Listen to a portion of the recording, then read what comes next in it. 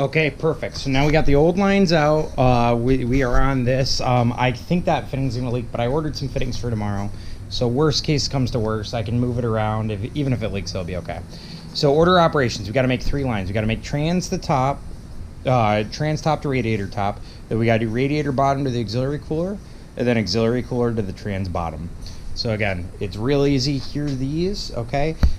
This gets really simple because all you end up doing is lining up with new AN hose exactly how long it is. Even though we're going to cut the tips off of these factory lines, it's not really a big deal, just because I'm going to leave these a little bit longer so that there's no issues at all in that front, and yeah, should be pretty straightforward. So the cool thing is it usually comes with this tape, so we can literally just lay it down. Since the top is going to the top, we are going to more or less trace it and give it a little bit extra just to make sure we've got just enough, and boom, right there. For this, I like to use a death wheel. It makes it really clean and easy, and then I go back and clean it up with some dikes.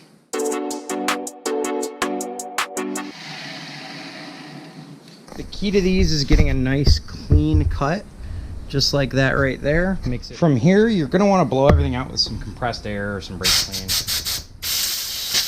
Just something to make sure that none of that gross rubber gets in there.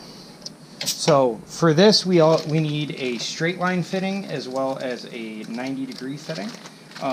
The kit that I ordered comes generally with a bunch of fittings.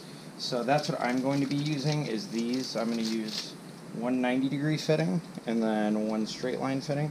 So we'll just start with the 90 because it's a little bit easier. Since it's already in the vise, it's good to go. What I like to do is start by this. You can leave the wrap on. It does not make a difference. The only thing you may want to have, which I may need to go grab, is some WD-40 or some penetrating oil. Keep in mind this is wire mesh, so you can cut your hands on there, so just try to be careful. Here we go. This is just some really basic WD-40. I just put a little bit on there just to make it easier when we're putting it on, because essentially what we're going to want to be doing is we're going to want to go all the way in with it, and then, here, come on. Sometimes you need to go back and trim a little bit to get it to really stick and adhere. You kind of don't want this going past the edge either. If it goes past it, then you can kind of get into situations where it's going to start to contaminate your fluids, which is pretty much what you want to avoid pretty much all the way around. So I'm going to put a little bit more of fluid in there, and then we're going to see if we can get that to start.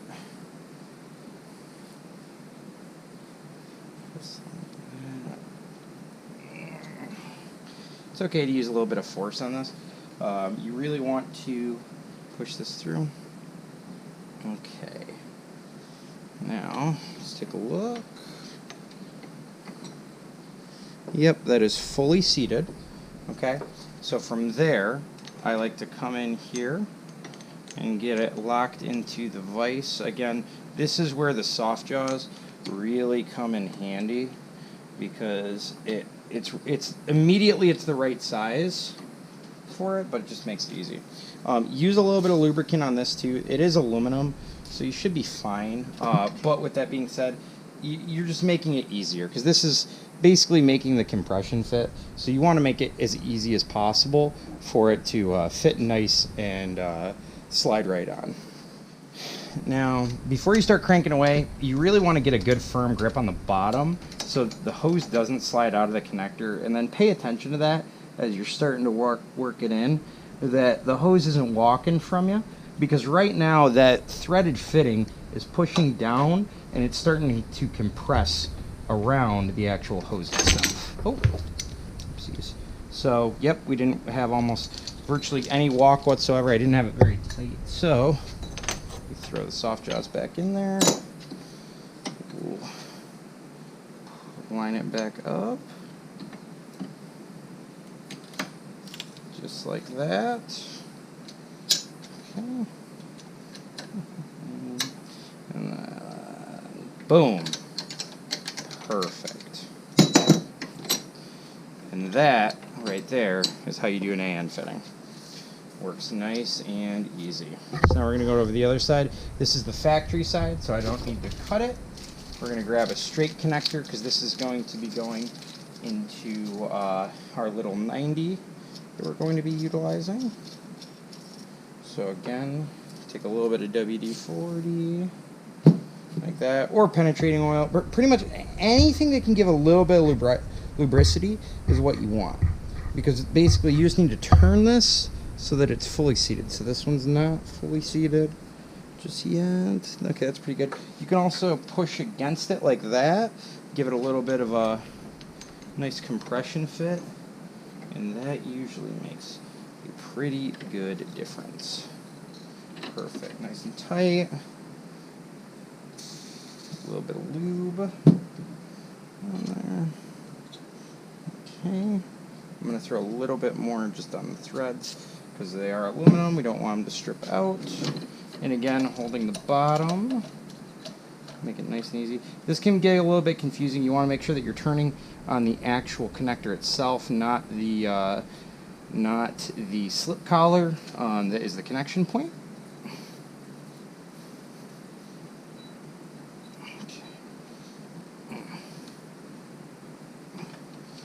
There you go. It is truly that easy to make AN line. And look at that. That is ready to go. Okay, the second line we're going to want to do is we're going to be going from the bottom of the radiator, which is right down over here. Okay, pretty much right there. And we're going to wrap around and we're going to go into this fitting right here. Okay, sorry, I'm going to move it a little bit like this. We're going to go into this fitting right here. I'm going to utilize one of these 180-degree connectors here so that it'll kind of give me a little bit of options, I believe. You might not be able to do that. Now, I have bent these before, and they've been pretty easy. Oh, no, that's actually perfect. Because we'll snake in right through here, and no one will be any the wiser. So we're going to use a 180-degree connector. To make this line, since we don't have a template, I'm going to use mechanics wire just because I'm not actually using it. I'm just using it for the length. So it's going to be a lot easier to route it with something light. You can use like a string. You could try to use a tape measure. Really, you want something that's pretty easy, pretty flexible, that maybe you don't really care about, because then it's just going to be a lot easier for you to be doing this type of work to understand exactly where we need to go. So I have my mechanics wire really wrapped up in a kind of a funky way. So this does pop out with a couple of connectors. I'm leaving it in as of right now because we'll snake around it. It's something else that I just don't feel like removing, so it's pretty straightforward. We're going to come in right there, I think, and from here we need to go up probably right about there. So that right there is going to be our stopper. I'll clip that, and then we'll have a length.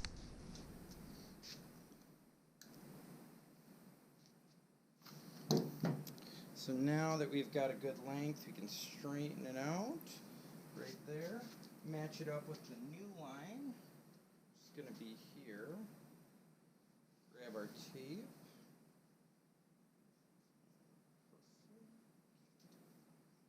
Right about there. On this kind of stuff, it doesn't hurt to give you a few inches. You can always zip tie it in line wherever you need to. So we measured it just about right here. I'm going to give it a little bit more just to be safe. I'm going to go probably right about there. And we're going to tape that off. Just like that. I'm using these cutters just to make it easy because the tape does tape pretty well, but still. So the only thing that's going to be different on this one versus the other one is we're going to have to clean up this end. It looks like the cut's pretty straight. I might cut it one more time just to get it a little bit better. Take maybe 1/4 of an inch off. So I wrap both ends of it. This keeps the braiding in nice and in line, but on top of that, then it gives you a nice, easy way to slide that clamp on.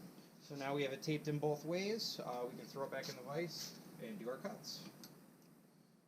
On here too, if you can get it as close to the vise as possible, with say for example how I'm doing this, where I'm doing it in line, that'll keep your cuts nice and straight.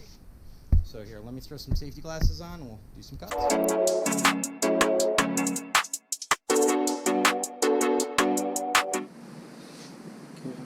Come on. Now when your cuts aren't perfect, what you're going to run into is you're going to run into frays and stuff like that basically keep it from seating perfectly. And it makes it much more difficult to get this to the point where it needs to be. Because you basically want this 100% fully seated. Now what I mean by that, and let me see if you can get in there at all. You want the hose to basically hit the end of this collar, because once it's at the end of the collar, that's when the threaded end is going to go in and expand the hose. So something else you can do, you can put it in the end of the vise here. These soft jaws happen to have both side and entrance mounts, and then you can work it back and forth like this to just get it as close as possible. Let's see. Yeah, that's about perfect. Right there. We're not going to have any issues whatsoever.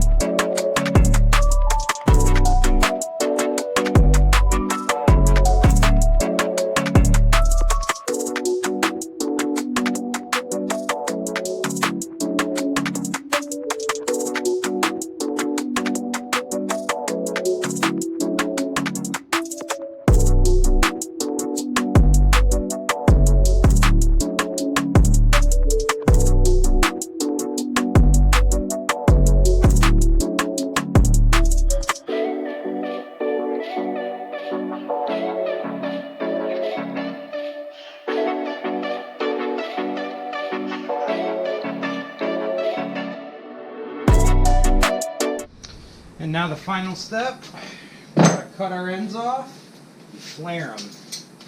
I would be lying if I were to say that I wasn't nervous about this, but yeah, well, I'm pretty nervous about this. So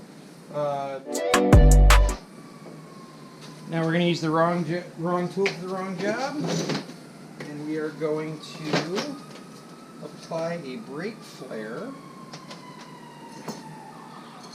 to the end of this. Well, apparently there is a ambulance or a fire truck driving by.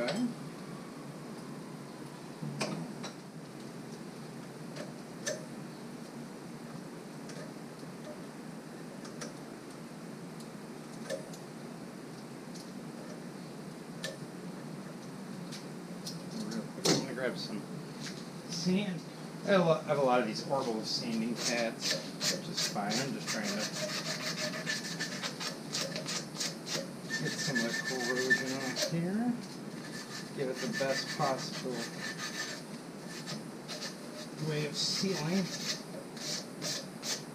Pretty good, actually. Okay. So, this is really only just a simple compression that we're trying to do. Not trying to set the world on fire by any chance. Nice little Amazon brake flare tool that I always keep. Here, what's it say? Do we want a flare, or what do we got to do? Again, we're not actually trying to flare a brake line, so to speak, but we are trying to give something so that our hose can clamp down at least enough to get a possible to be able to get a possible crunch on it, so it doesn't leak. That'd be cool if it didn't. Hopes on this are pretty low. I do have some stuff showing up tomorrow that will be perfect because it's a hardline compression fitting. Much more what you want to be doing. This is This is kind of the hack way to do it, if I'm being honest with you. But it is what it is. So.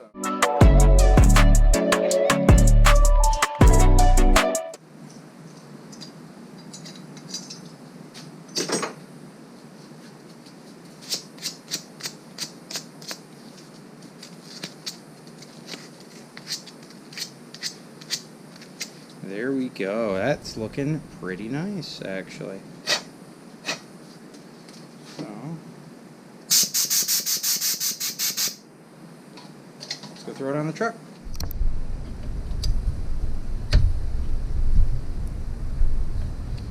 There we go. Just like that. Clip it in, just like that. So let's go do the bottom.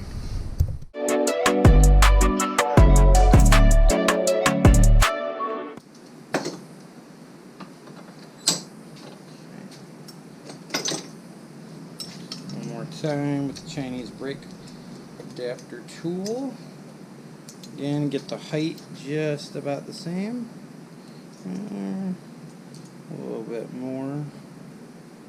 We're just trying to make sure there's enough meat on the bones to get the head to mushroom without cracking. If it cracks, that can be that can be just a world of pain for no reason. Right there.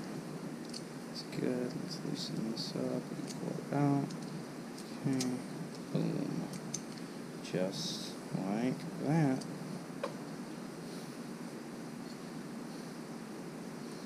Cool thing is if you ever have something like this, you can just use the actual tool itself to just tighten everything down. It makes your life easier. You don't have to grab another tool, don't have to put it in the vise twice. Just trying to make it easy for you.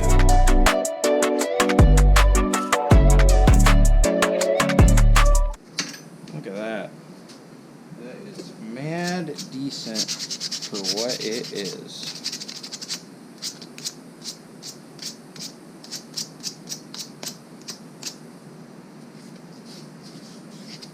Alright, let's go put it on the truck. On this one I just cut off, I had some 3/8 fuel line. Just very simply twist that on right like that. It's gonna go right under our barbs super nicely. Let me grab one of the barbs just to verify. On there, we're gonna try to double hose clamp this to prevent as much leaking as possible.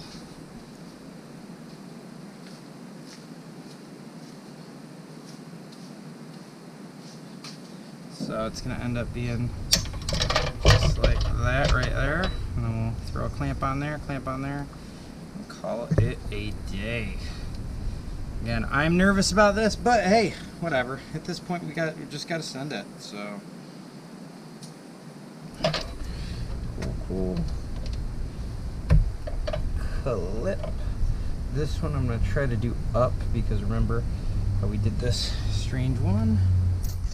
So here is the one going to our lower. I am going to tighten this up right here.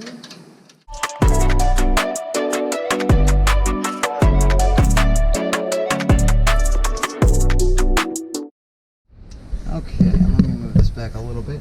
At this point, we are going to tentatively install our lines, just because we need to start to get a good thing. So we're going to start with the top line first. Okay, that's going to end up being the 90. I didn't have two 90s. I had a 90 and a 45. So unfortunately, that is just what we have going for us. But that's okay. It doesn't end up actually mattering that much. But you always want to start these by hand. This fitting does not want to turn very easily.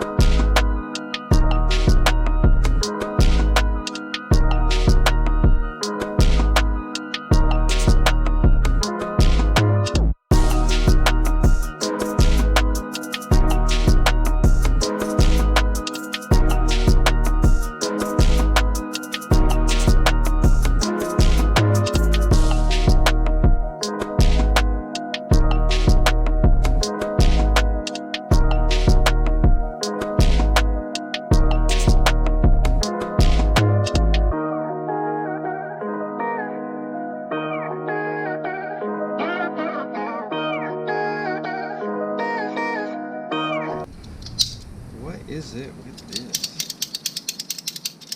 Look at this, look at this. Oh my gosh, it's so good. For whatever reason, the 3/8 stuff doesn't cut as beautifully as the rest of the stuff, but man, does it usually just work so well.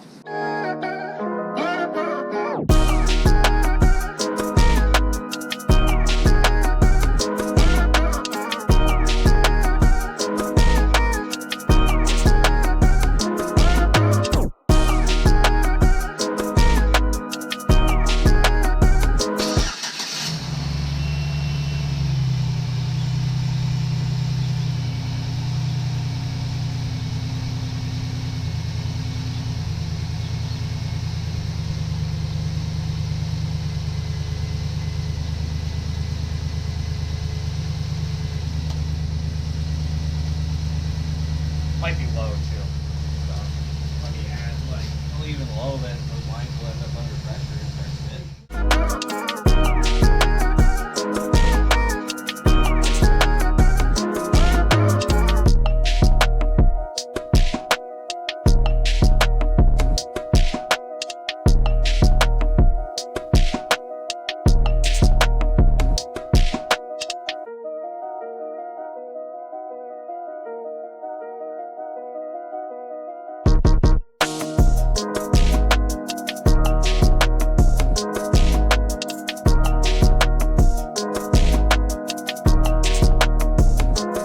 Unbelievably, it does not leak.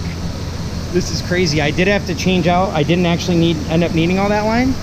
I went with my original amount. Zip tied it all in place, got all that done. You don't have any leaks.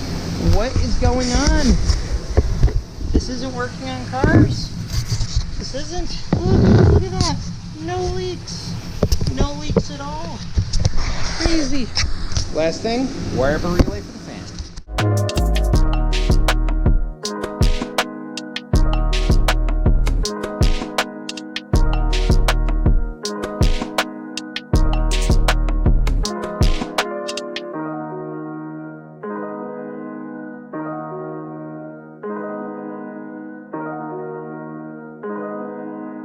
is a big no-no, by the way, in case you're ever wondering.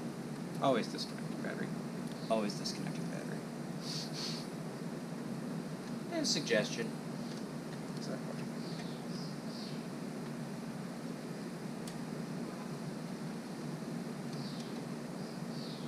Highly recommended suggestion, but still a suggestion. You'll learn your lesson once. Kids, don't try this at home. Yeah. I'd say under proper supervision, but Zach has me. I've been drinking. When did you start? Yeah, that's a good... Last night.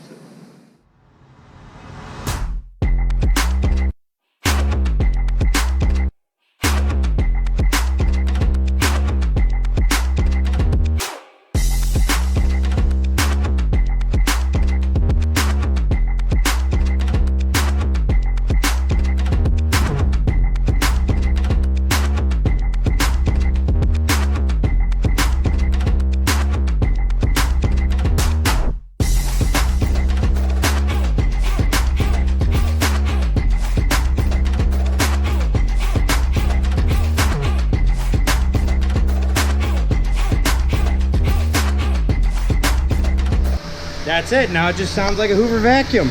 Oh well. And she's done. I was thinking Dirt Thanks. Devil.